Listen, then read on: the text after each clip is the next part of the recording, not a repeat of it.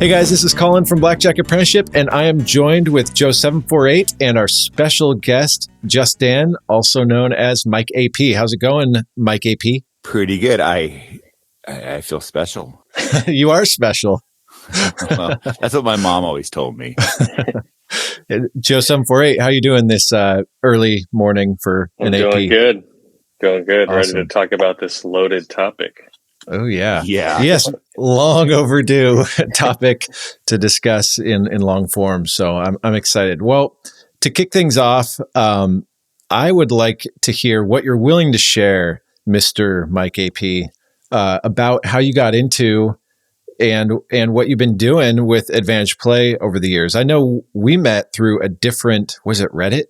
Yeah. I posted a thing on Reddit about how a casino had a stupid rule where they would drop the shuffle on double deck at as soon as you raise your bet more than 4 times. So that's right. Yes. I learned, hey, I can make them dance like monkeys. Yeah. The count drops negative. Boom. Raise it 10 times and, they shuffled. And then so I was playing negative shoes and you thought that was interesting. Oh, it's brilliant. We got talking from there. So yeah. And if you're wondering, I'm not on the Blackjack subreddit anymore. I spent a brief stretch on there trying to be helpful, and then realized it was more pain in the butt for me personally. So don't reach out to me through Reddit. You could reach out to me another way if you're interested. It's toxic.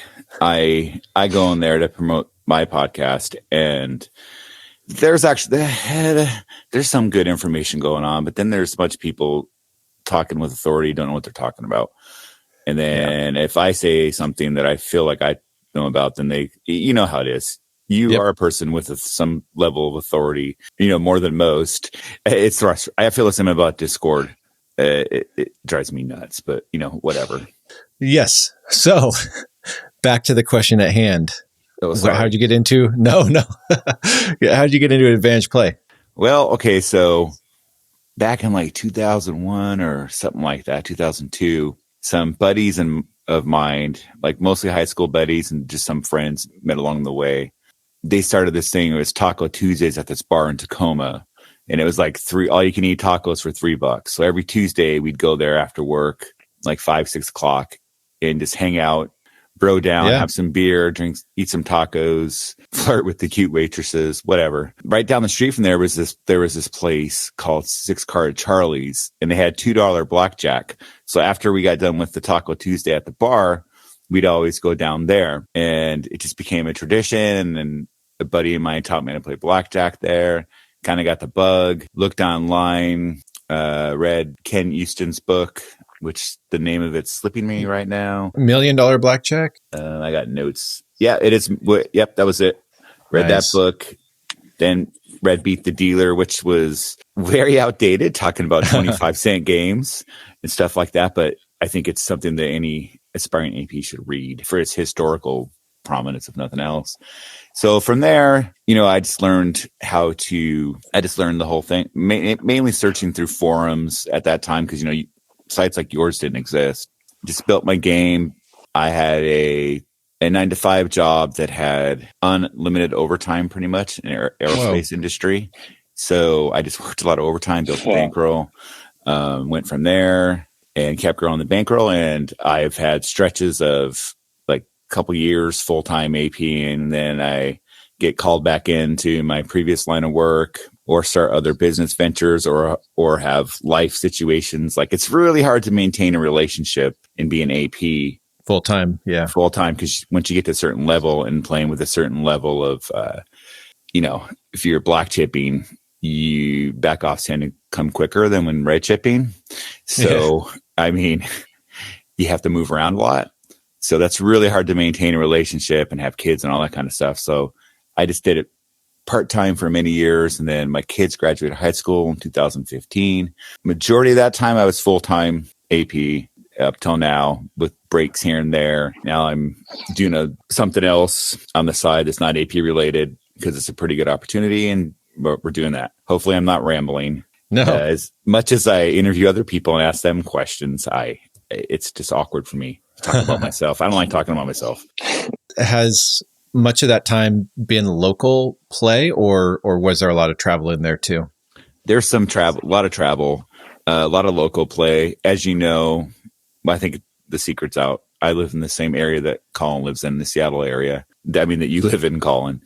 Yeah. There's lots of games around here, especially, 4 or 5 years ago, there's even more games, better games. Now, a lot of them are dying off. A lot of shops that had good games previously now do not even have blackjack. They have Spanish because one operator bought the majority of the card rooms up this neck of the woods, and they're notoriously pretty tight. It's funny because I've been on your podcast and we've messaged a lot, but I've never heard your story. So I've, kind of piece a few things together here and there, but yeah, I've been all over. I mean, I've done trips. I've been on the road for months at a time, that kind of thing. Wow. But especially post-COVID, I'd say most of my play is local, other than a few trips down the coast here and there. And I'm going to venture out a little more now that it's safe to roam about the country. That company that bought up a bunch of the card rooms, are they just as sweaty with the Spanish as they are as the old blackjack, or do they kind of just like not care as much? Or? I don't AP Spanish. I have friends that do. I have a local AP text chain from the 206 area. There are Spanish APs in there, and I honestly don't know. But my feeling is that I don't think they do. But I don't know that. I don't really AP Spanish yet. I don't like Spanish. I get enough EV off blackjack. That's why I haven't really moved into the other things as people put them too much. I mean, I take advantage of promotions, and if I see a whole carder, I'm going to take advantage of that, do some sequencing, that kind of thing. But mostly straight counting, straight boring, high-low. Well, and I mean, gosh, you've been playing longer than I have. With the amount of experience you have, the act, the fitting in, and even the kind of spidey senses for heat are, like you're fluent in all of that. I would expect. So it's a little bit different for you. I imagine, you still get back offs and all that, but how much do you think that benefits you compared to someone that's, fresh out of some training and going to the casino? I think that's huge. My buddy, the Snowman, he's told me, and other people have told me, that my best skill is my game, is my act, because I constantly talk at the table. Not about blackjack. Well, sometimes about blackjack. And, I do the thing where you're looking at the TV, the sports game's on, just hope they don't ask you the score or anything, because I have no idea what's going on. Or sometimes what game's playing, but I look like I'm watching it. And I just talk constantly, and I have the ability to keep my game going in my head, talk about whatever. I like to keep the pit busy, interacting with me instead of watching the game, if that makes sense. Plus, I do this thing where I have a spreadsheet where I rotate stops around the region. Yeah. So they don't get to know me as a regular. And I also rotate shifts like on a wheel. Maybe I'll go back to one place, 3 months later, but the last time I was there, it was on a different shift, and I'll have a completely different look. What if it was a place that you lost and they were completely comfortable with you last time? Will you repeat that shift in that casino a little sooner, or do you still want to be, have it be a long time for that same shift to see you? That's an interesting point, Colin. I haven't thought of that angle. That's interesting. I think that would be smart, actually. But then I don't know. Eventually, I've just kept to my spreadsheet. That's what I've done. But I think maybe I'm leaving some EV on the table. I'll have to look into that. Well, you can get back to us, Joe. I don't know if you have any other questions about. So with all the hours you've played and all the the places all over the country, like how often is it that you think you run into another counter at your table? Or I think that's 5-10 years ago, it was very, very, very rare, especially outside of Vegas or places that are predominant blackjack markets with lots of shops. But nowadays, it's very common. But I will say a little caveat to that answer is if you frame the question to be a competent card counter, then that it's still pretty rare. Although I have ran into a couple people where it's like, wow, this guy is good. This guy's like 22. I can't believe he's this good. Wow, I'm impressed. I have seen a few people out there. But the thing is, their technical game is good, but a lot of times their act needs work. And then I try to, sometimes I reach out to them, or you know how it is when you're in a casino, you got to kind of try not to look like you're together or follow them in the bathroom. It's always awkward. Yeah.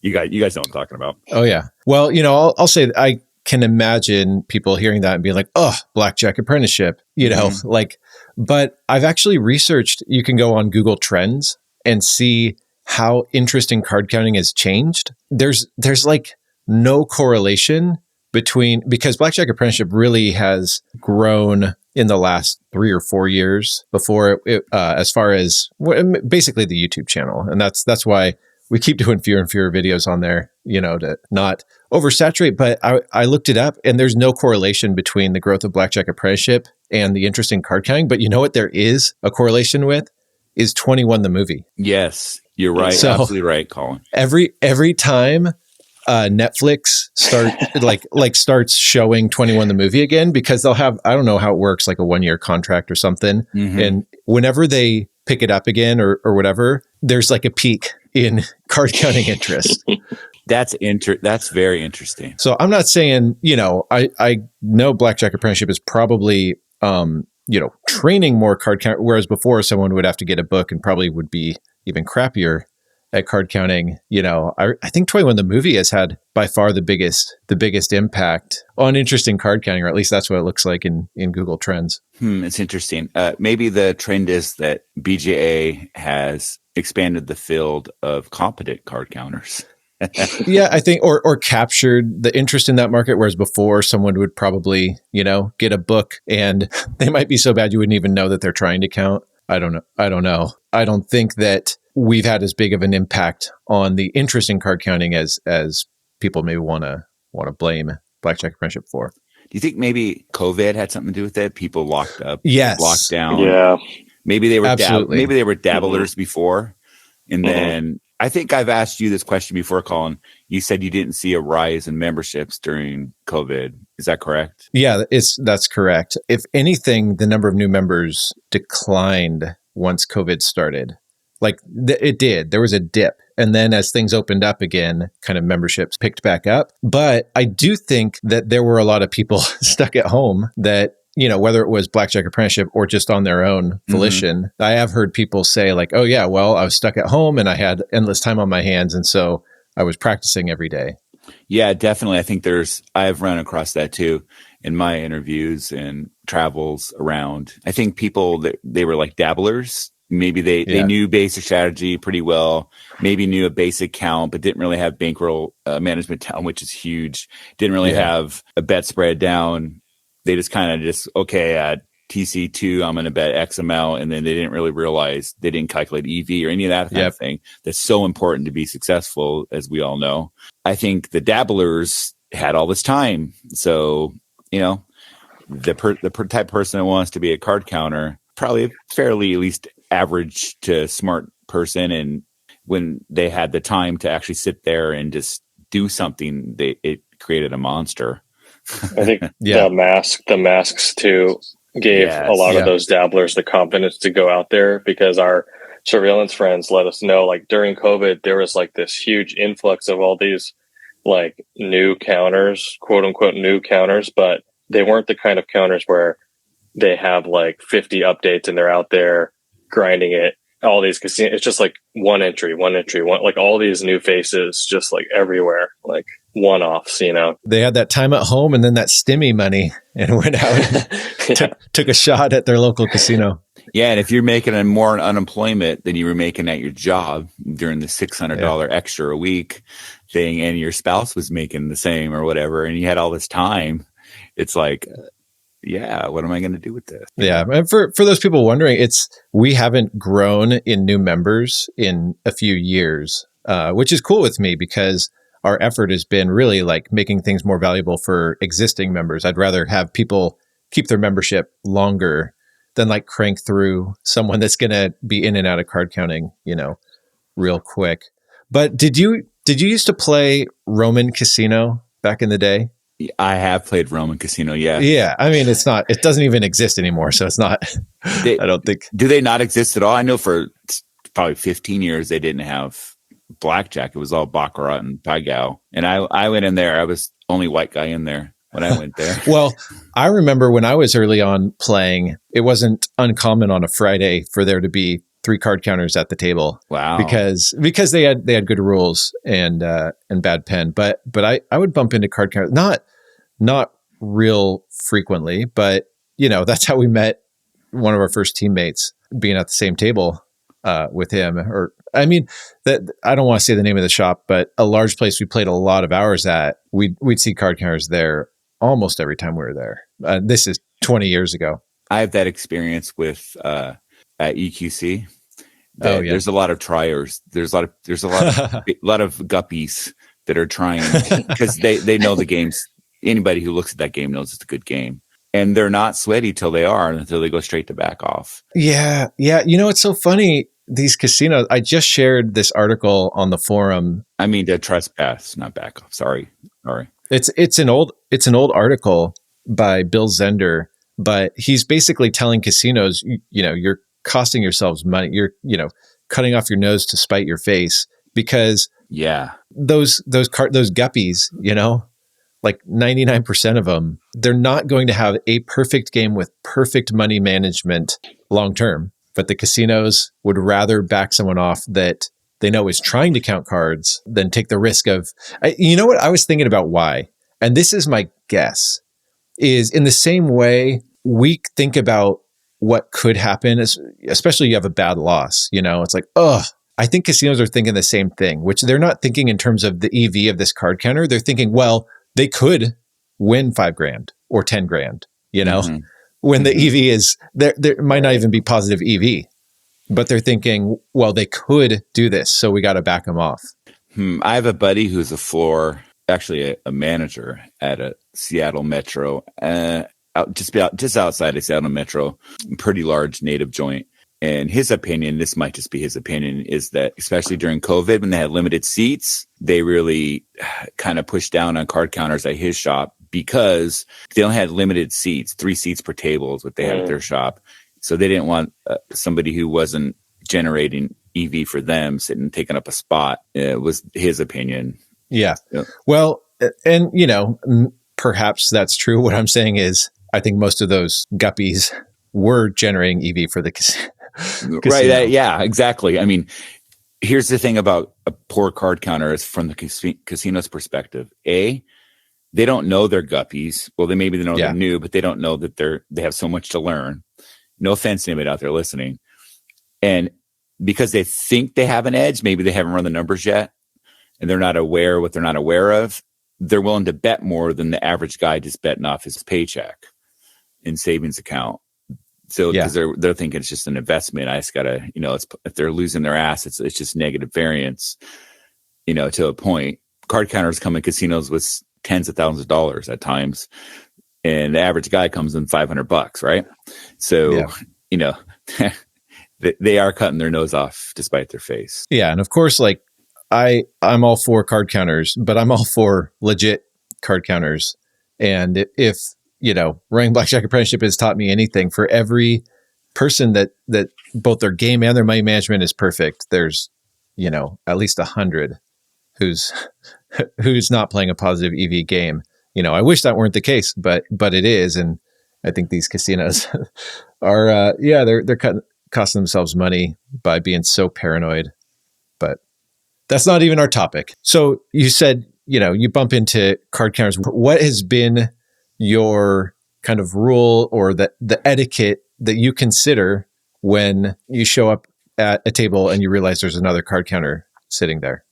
Well, the general rule of thumb, I think all of us here probably agree, is if you go to a table and you're sitting there, say the count stays negative or neutral for a while, and then all of a sudden it jumps TC4 or something, and you notice, oh, look at his bet. Oh, look at her bet. Yeah. Oh, it jumps back down. Oh, look at, they're sitting out. Oh, I want to sit out. Oh, well, maybe they were here first. I should get up and leave. But if you spend a 3-hour trip to drive out somewhere, there's one table open. Maybe that is a little flexible. and sometimes I kind of do body language. It'll give you like, hey, it's cool. You know what I mean? And I've done that to people. They'll look at me like, give me like a look, the look, like, hey, we both know what's going on here. I can leave type thing. And then you just shrug your shoulders or something like that. I think there's like a card counter language, if you guys know what I mean. This is assuming there's only one playable table, because like how often does that happen and you just go to another table? Do you still play in the same pit as another counter? It just depends on the situation. One, it depends on, I don't know. I have no problem waiting it out. Maybe I'm an asshole. As I'm saying this out loud, I'm thinking maybe I'm an asshole. It just depends on the situation, seriously. And honestly, if their level of play is not great, I may just go for it anyway. Then again, there's also considerations if they're adding more heat to you. Yeah, it doesn't look good to have two people synchronized spreading. That's going to stick out. Mm-hmm. Oh, absolutely. I could think of a time a couple of years ago. I was, sat down at a double deck. There's one other guy at the table, and as soon as the count got good, I raised my bet. I look over, he raised his bet, and it's like we saw each other, and I was like, "Oh shoot!" He had been there already. There were other playable tables, so I got up, found another table, because I think that is the rule of conduct. So if you're listening to this and you're new to card counting, and you sit down at a table with another player, that is the unwritten rule of card counting chivalry.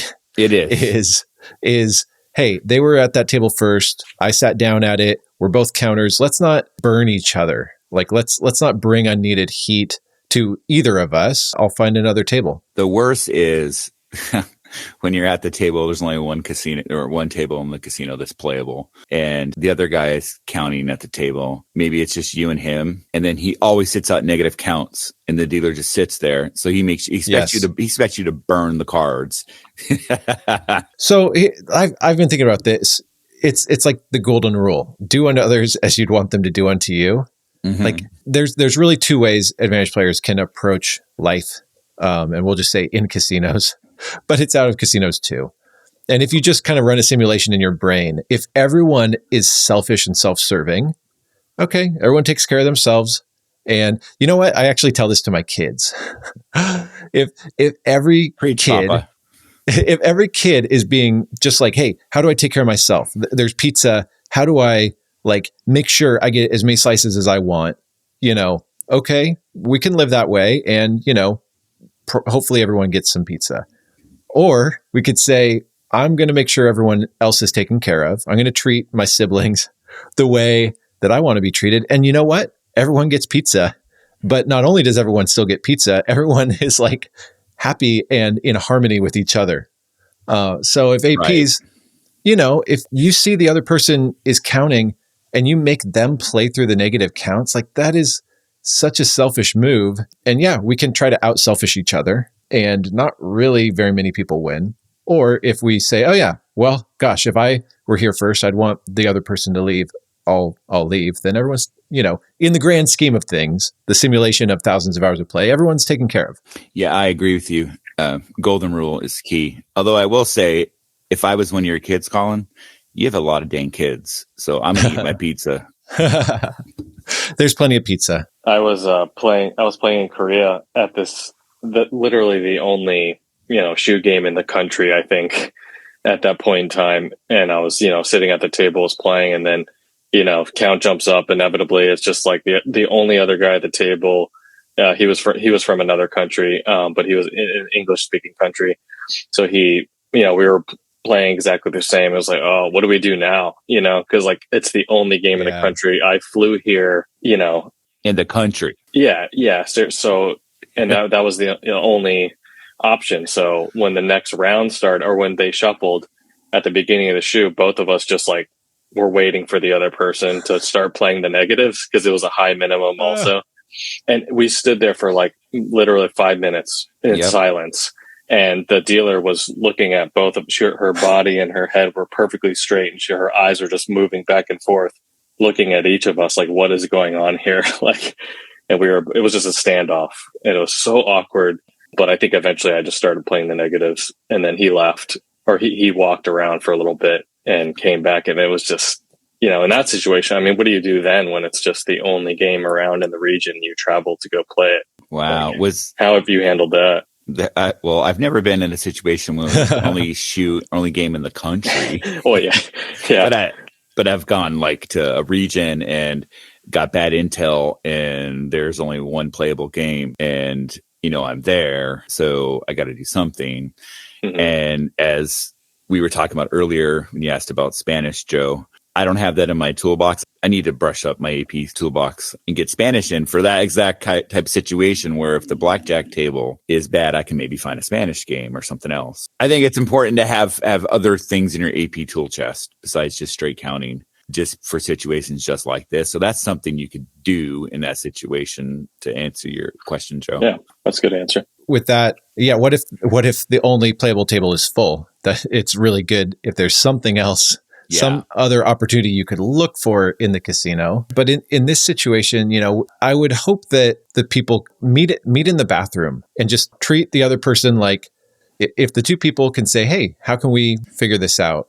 Try to find a solution. There was a time where a teammate of mine and we drove like 3 hours to this game that had this great promotion that we knew about. We show up and within an hour, another couple, like a boyfriend, girlfriend, card counting couple team, they showed up for the same promotion. And there were 2 playable tables that we were at. They could have sat at the table with us, but one, that's taking EV away from each other because we're slowing the game down. We're taking cards from each other when the count is good. And covariance too. It's like we could sit at the same tables and everybody make less and draw more heat to the 2 playable tables. But what we decided to do was to just work out a schedule. We said, hey, it's going on for 12 hours.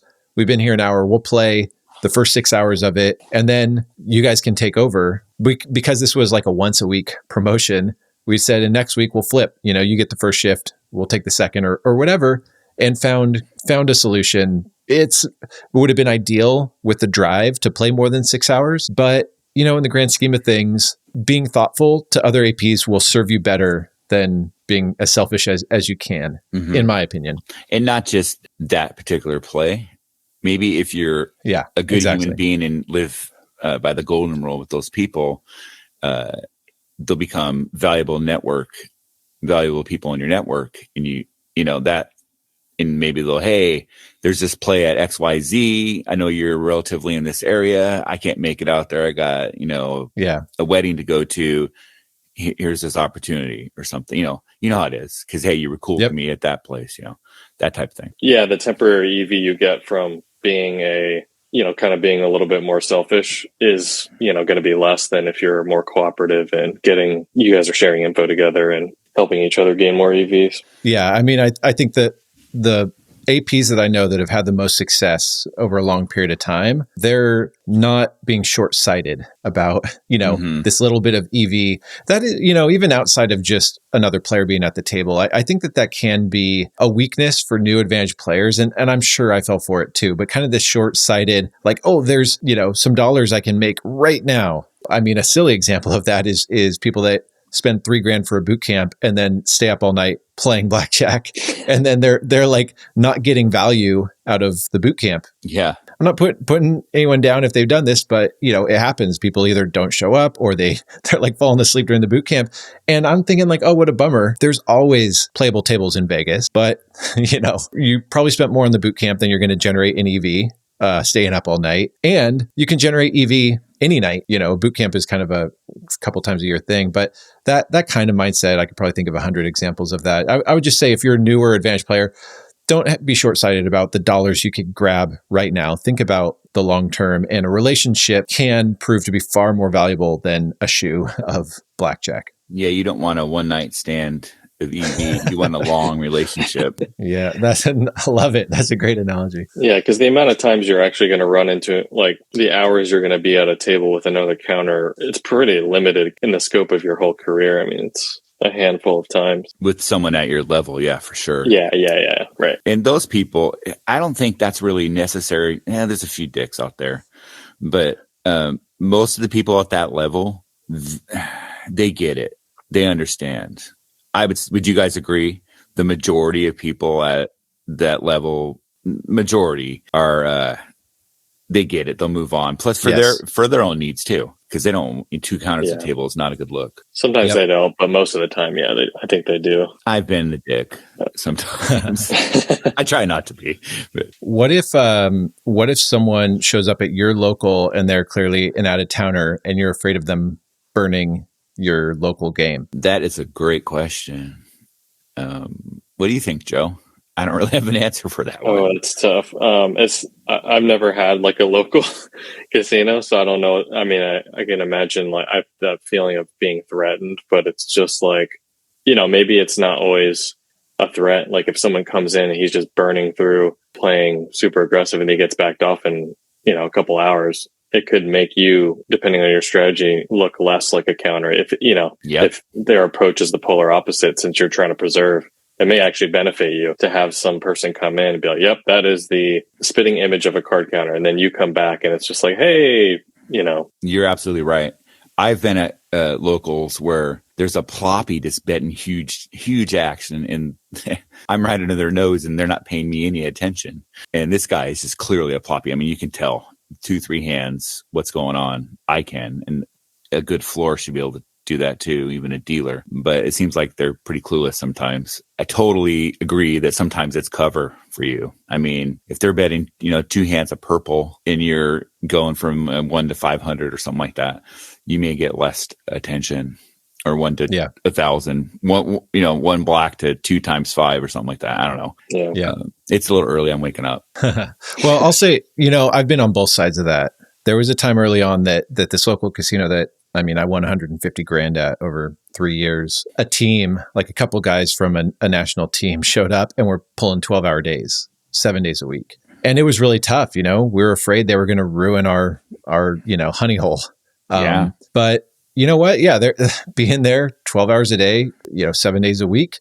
They got themselves backed off after a week or so. And we were a little more cautious with how much we played and how, we still used a big bet spread, but still there was more thoughtfulness to the game. And so it didn't affect us. I've been on the other side where I'm on a trip, and that example I said, where we raise our bets at the same time.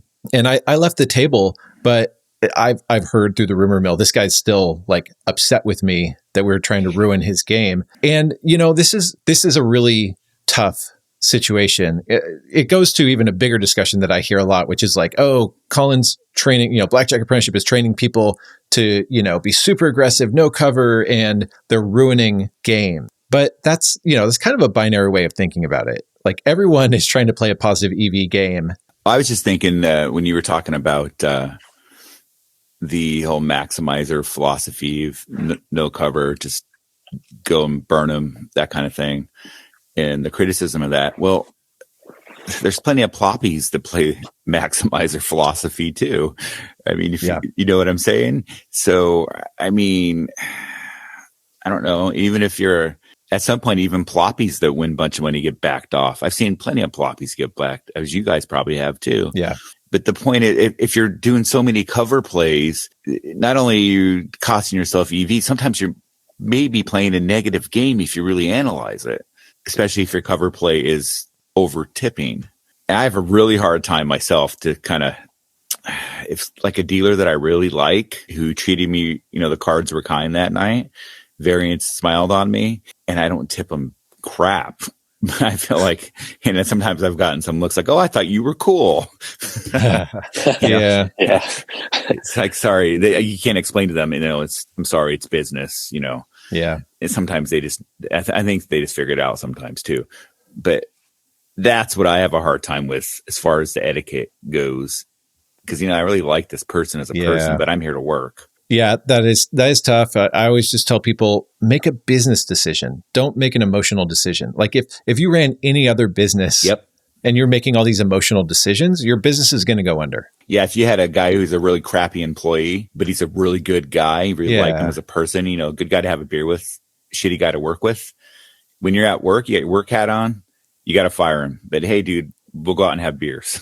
Yeah. Or you could say, well, he's costing me $5 an hour, but he's making me 100. I'm going to overlook, his flaws. But if he's costing you 200 and bringing in 100, and so it's the same thing with tipping. If you're like, well, you know what, I'm making 200 an hour. I will feel better if I tip $10. You can make that business decision. What you can't do is be making $20 an hour and tipping 50. But, going back to the cover thing, as far as, this whole etiquette, they overlap. But I think people need to say, well, what do we mean by cover? What cover? I think that some card counters use cover plays as kind of an appeasing the gods, like, well, if I do this, cover play here and there, somehow the EV gods won't be, or the casino gods won't be angry with me. But you're probably giving the casino far too much credit, that they're like, oh my gosh, he was supposed to not double that 10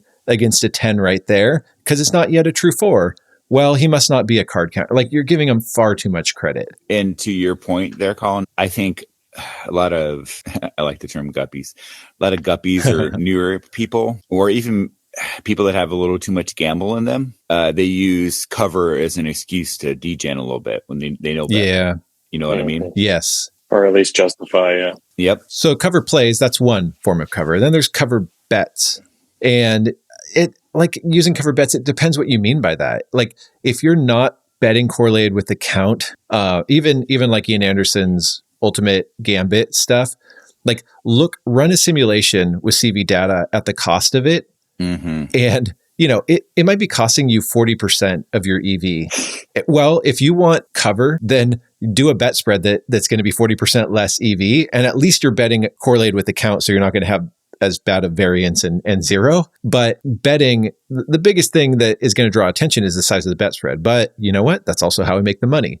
So if you want to spend 40% longer in the casino, use a smaller bet spread. But cover betting, like over betting, under betting, it's one thing if you throw, you keep a big bet out there for one hand. And again, you make a business decision and you say, oh, this is costing me $2 or $4 or whatever. And I'm okay with throwing away $2 or $4. But as far as like not betting with the count, like, just use your head. But you can still, generate good, play fast, play good games, use a good bet spread.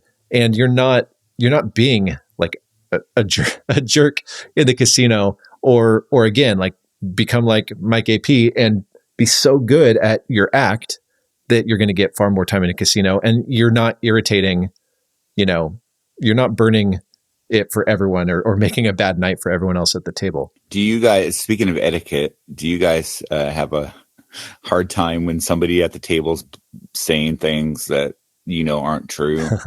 And I used to have a really hard time shutting my mouth, and especially, and it's not so much if they're just saying things, they're just talking, there's blowhard, like talking to the dealer. But if they're like actively instructing another player completely wrong advice.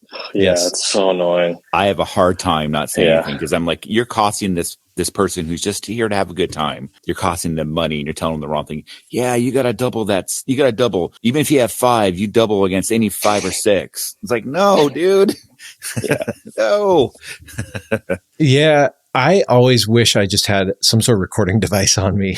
I do. Oh, you do? Oh, man. Yes. There have been times in the last couple of years I've been in a casino, and I feel like Ashton Kutcher is going to bust around the corner and say I'm being pranked, because every single gambler catchphrase is being thrown out in a row. Like, oh, come play the Spanish. It's way better EV.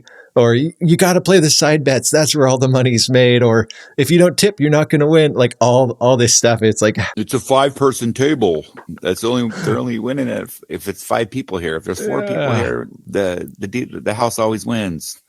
Or a dude, hits a 12 against a 2, which is a correct decision. And then someone's, oh, you just screwed up the whole table. Like, why would you take a card? Or conversely, don't take a card when someone, last time I was in a casino, or not last time, but recently, a dude left the table because someone else didn't follow basic strategy. And the guy that left the table, he sucked at basic strategy too. Yeah.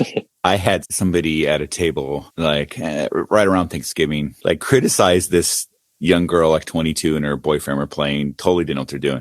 She hit a hard 14 against a 4. And this lady next to her like yelled at her. She had like 250 times 2 bet, this lady. And she yells at this girl. This girl starts like crying and whatever. And then her hand. She also has a hard 14 and hits the hard 14.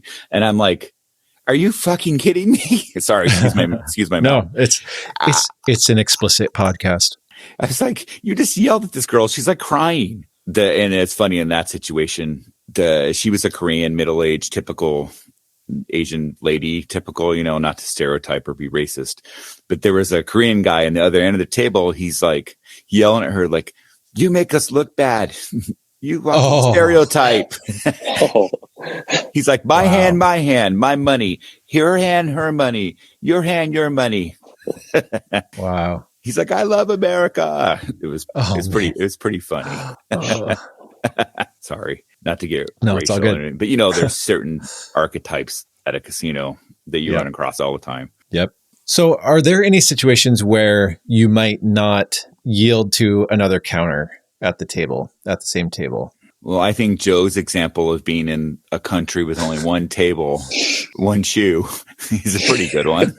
Could you guys meet in the bathroom and figure something out? I think both of us were just so irritated at the circumstances that we didn't want to talk to each other or work anything out. Like, I eventually just left on my own. After that couple hours, I just kind of left and went to do some other like touristy things. But yeah, hopefully if you're in an area like that, hopefully there's touristy stuff to do that's not, AP related. Like, at least I'm here, I can do this. But it's like, in that situation, the chances that guy is just there for a few hours is pretty rare. I mean, I'm sure he was camping there for weeks or whatever, and it was going to continue. I don't know what you do then in that situation, but he's there the same reason you're there. Yeah, exactly. Yeah. Well, what about this? There was a time a couple years ago that I think it was you and I, Joe, we drove out a long distance to play an opportunity, and it was like swarming with college bros. One of them approached me in the bathroom and recognized me, and I was like, "Yep, it's me. Don't say anything." Like, be and cool. I said, like, "Hey, you and your buddies are slowing the game down. Like, they're all going to lose their $40 eventually." Or whatever it is, the place had limited hours they were open, and we had driven all the way out there for it. And I asked if they could just come back the next night, right? They live there. They could play it any night of the week. And he's like, "Sorry, bro, my buddies are here to play." And what would you guys do? Well, luckily, as far as us two, we had one unknown face person, which is myself, that was able to take over for some of the time. But I also get it, because in that town we were in, there was like nothing to do for entertainment other than this tiny place. Did they offer some level of cover for you guys? No, they just slowed the game down. Oh, yeah. Yeah, and it made it look worse because we were betting big on certain things, and they were betting the minimum the whole time, So it's like, you're betting 250 times 2 or something, and right, they're betting nickels. Yeah. Right. Yeah. The one guy is trying to count, and all of his friends aren't. Honestly, his EV was maybe $5 an hour. I would have been happy to just say, "Here's $20. Like, take the next 4 hours off." But that's funny. I mean, I think another situation where like I probably wouldn't yield to another counter is like when you're playing a limited promotion that's like only going on for 2 days or something. And then, I mean, if there's no other table, I mean, there's nothing you do. You guys have to just kind of just hope for the best. Like, yeah, just to say what I ended up doing is I don't know, you guys tell me if I'm a jerk, but I got the table minimum raised when the guys weren't at the table. Got it raised from like a $5 table to, I think, at 25, because I didn't care about the $12 of extra EV it was costing me. I was able to then play mostly heads up, and the reality is they are just going to lose their money. Faster. Like, doing to others. Well, it's like this opportunity that they can lose their money any night.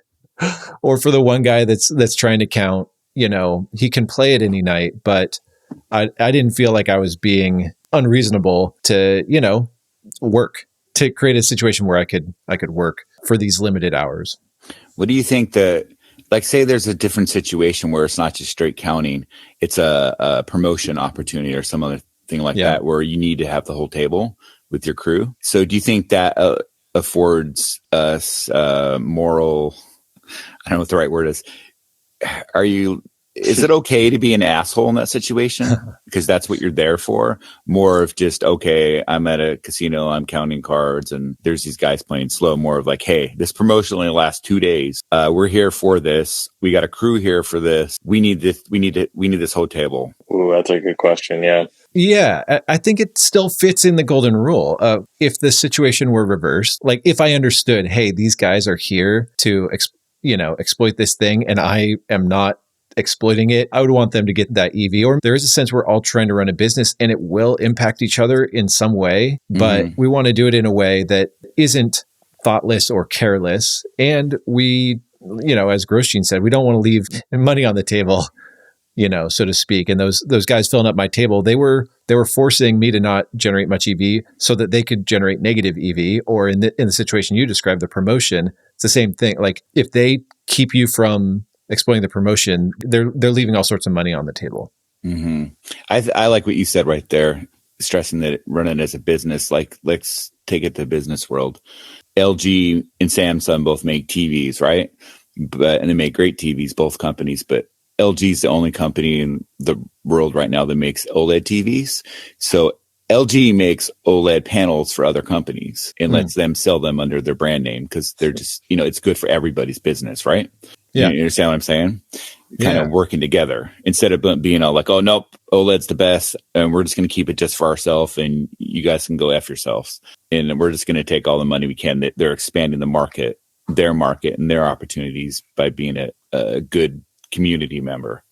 If that makes any sense, maybe I'm stretching there. I've been shopping for new TVs. Sorry. How does that analogy work for Apple? Well, Apple's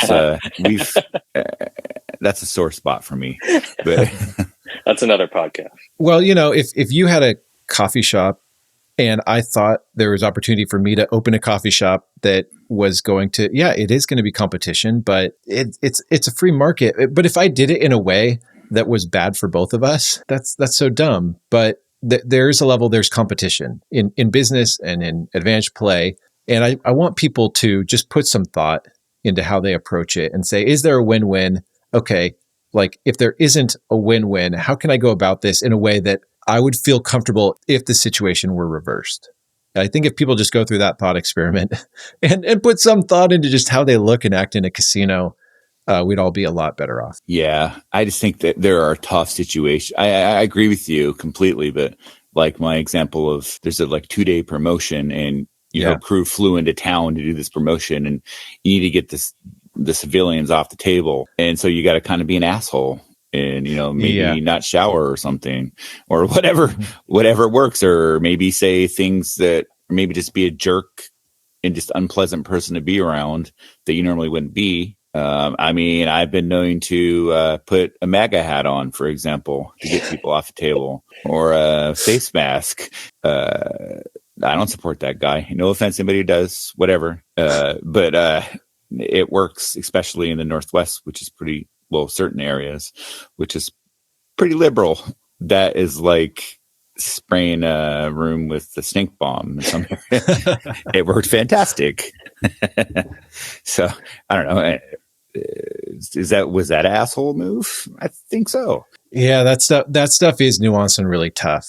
I've never been upset at the people that got to a game or a promotion before me. Mm-hmm. If it's getting a ploppy off, I think whatever, like follow your conscience, I guess. But yeah, I've man spread at the table to so that the ploppy next to me, might want to find another table because I'm just making myself wide and maybe a little obnoxious because the game couldn't happen until the table was locked up.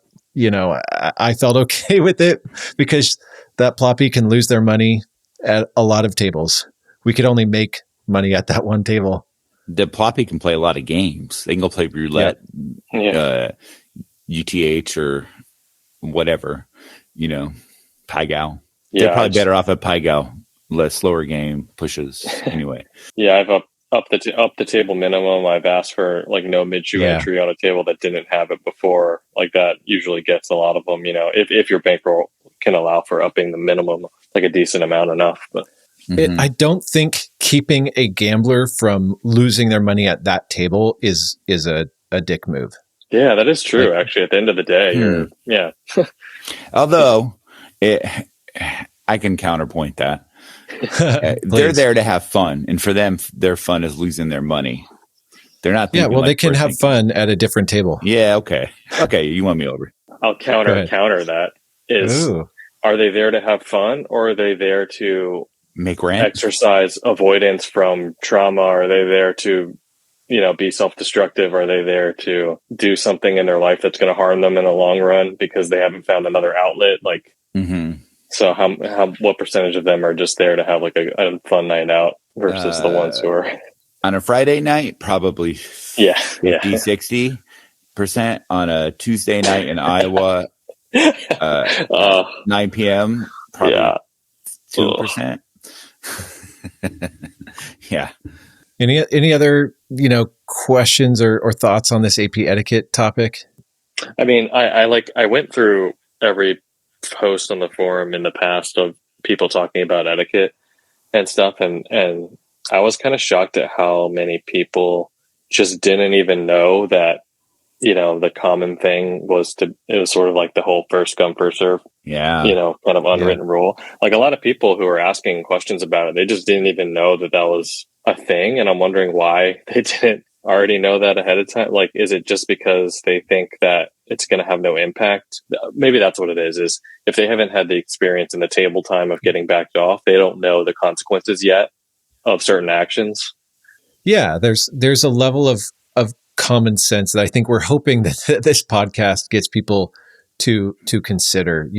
If I burn a game because I'm playing aggressively but treating people well, then I feel like I fit in the category of the card counters that came before us, from Ken Houston to all the teams and people that I admire. If I burn a game unnecessarily because I'm being thoughtless, I'm someone that casino, like I leave a bad impression of what a card counter is in the casino's mouth, meaning like rude or thoughtless, or, I don't mean like not tipping, but confrontational, then I feel like I did card counting a disservice. And so I'd say that any card counters out there, like, go after the EV, but treat people with dignity, treat them the way you would want to be treated, in the time that you're in a casino. Like, have your act, all that stuff. You don't have to tip, but don't be rude, don't be thoughtless, and don't be like a bad back off would be my 2 cents. I agree completely. What do you guys think about table talk etiquette? What if somebody is at a table and maybe a ploppy, maybe even some AP's table talk? How do you guys handle that? What do you mean? Like, what are they talking? Like they're just alluding to card counting. Oh, right. Or, talking way too much about basic strategy, or, the book says this or that, or if it's a ploppy, they're going to say what they're going to say. If someone is kind of alluding or bragging that they're a card counter or something, I'd say something like, I'm going to go to the bathroom. And I'm hoping that they understand, like, hey, let's talk somewhere where there aren't casino employees, and we could exchange phone numbers. Like, this goes back to that couple of guys that were on this national team that played. We talked in the bathroom, we exchanged phone numbers, and it was like, ended up being really valuable. We didn't sit at the table and yammer about card counting. That's another thing with etiquette is I've always struggled. You just kind of just learn with how do you, it's hard to ask someone to go to the bathroom. Yeah. Say like you see somebody out there in the wilds and you want to make that contact for your network, and, you can help each other out. And if nothing else, just to meet at Denny's later and commiserate on your night, because sometimes you're on the road. It's nice to have someone to talk to that gets it. Yeah, in that situation, you just keep ordering them rounds of drinks over and over again for them. So then they just have to eventually go to the bathroom. And you rush in there. Follow them into their stall. Yeah. Except most serious counters don't drink when they're working. Yeah. So order them. Well, then hopefully people here, if someone's like, well, I gotta go to the bathroom. And you know that you're both card counters, go into the bathroom, not into the stall to wash your hands or whatever, and see if they are there for you to exchange numbers real quick and take the conversation away from the casino. I think that's a great idea, meet up somewhere public and safe, like a Denny's, get some moons over my hammy and talk talk shop with them. We need like an international card counting sign that we know, like, don't say, do you know Colin? I've heard people saying that. I've had people ask me that. And I'm flattered, and I do want to put this out there for people listening. Probably people that are BJ haters aren't listening, but if you are, we care a lot about not hurting the future of card counting. Like, we put a ton of thought into it. We are for card counting. So we don't want people burning games and ruining games, but we do want people generating EV. So if someone says, do you know Colin? Oh, that jerk who's trying to ruin card counting, that is the last thing we want to do. Yeah, well, ironically, most people that are straight up BJA haters don't even count anymore. They're on to other things, most of them that are active haters, if you know what I'm saying. Yeah, that's true. I did talk to a guy, this is a tangent, but there was a guy that kind of like started a Twitter beef with me a couple months ago, like called me out on Twitter, basically saying like, oh, card counting's worthless, like kudos for them to, Blackjack Apprenticeship to find a way to make money through a worthless endeavor. I took some offense. I responded with something snarky. He responded, and it quickly turned into like logical fallacies on his part, which you can't really refute because they're not true. So I was like, dude, if you want to talk, let's talk. And so I gave him my phone number, and which I don't normally do, but we had actually a really good conversation, and we're like on really good terms now, which goes back to like, be human, talk to someone with dignity and like nuance, which doesn't exist on the internet usually. Yeah. But it went from me being snarky, him being binary about card counting and Blackjack Apprenticeship, to him like hearing my side and me having some respect for, what he's doing. And it was a win-win. It was nice to win over a hater by just saying like, hey, yeah, you're having a ton of success with what you're doing, but don't throw out the baby with the bathwater by saying, your experience with card counting is everyone else is either not making money with card counting or like an exception to the rule. Like that, it does still work. It's not, and Blackjack Apprenticeship isn't killing casinos or trying to.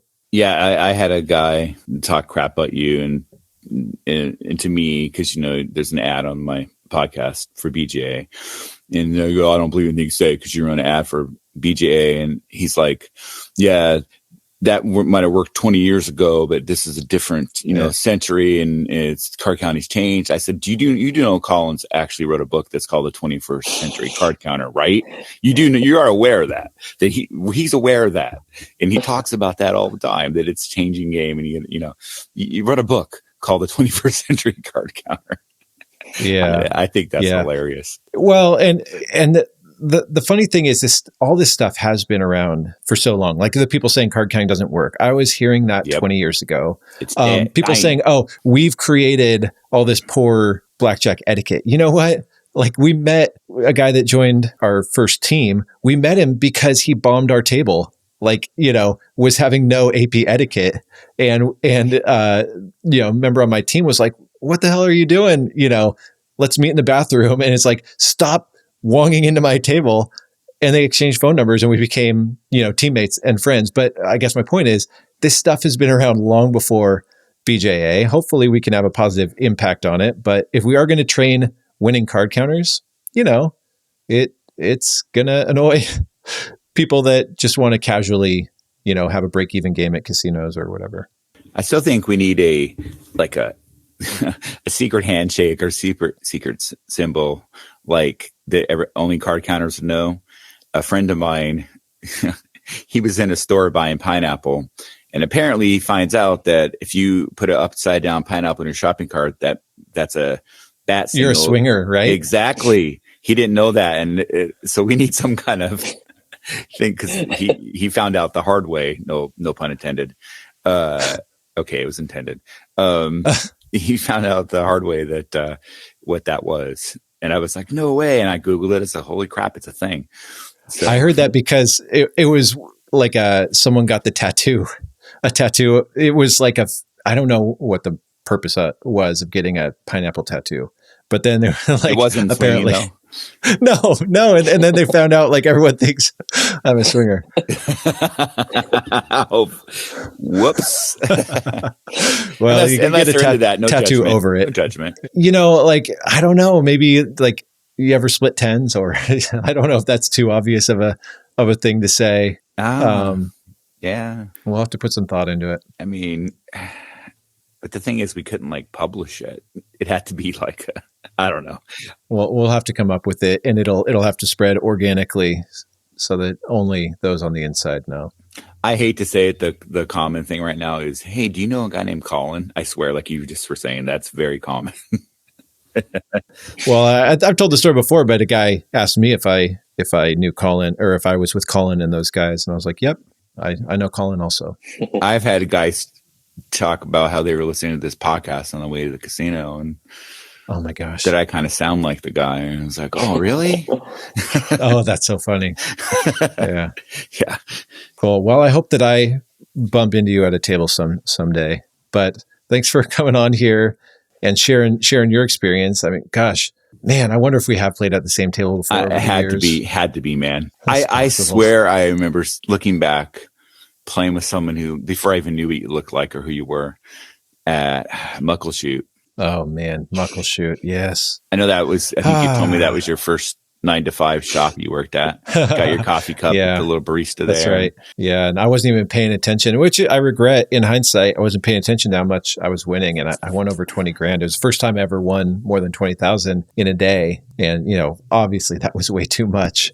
I remember there was a group of guys. I forget what casino it was. This was probably 2009 or something like that. 9, 10, something like that. And it was somewhere in the Seattle metro. And I did this thing I usually say when I go to a table, just to be polite, ploppy, come off that way. I'll say, oh, do you guys, if it's a shoe game, I'll wait till the shuffle because I don't want to interrupt you guys. Or I'll say, do you guys mind or whatever? And these people were like, no, we don't care about that, blah, blah, blah. And I swear one of those guys looked like you. So I don't know. I could be wrong. Awesome. Well, thanks for spending the time to share your experience. And hopefully this is helpful to improve the AP etiquette out there. Put some thought into it. Treat people the way you want to be treated. Run your business like a business, but a business with some thoughtfulness. And we'll catch you guys next time.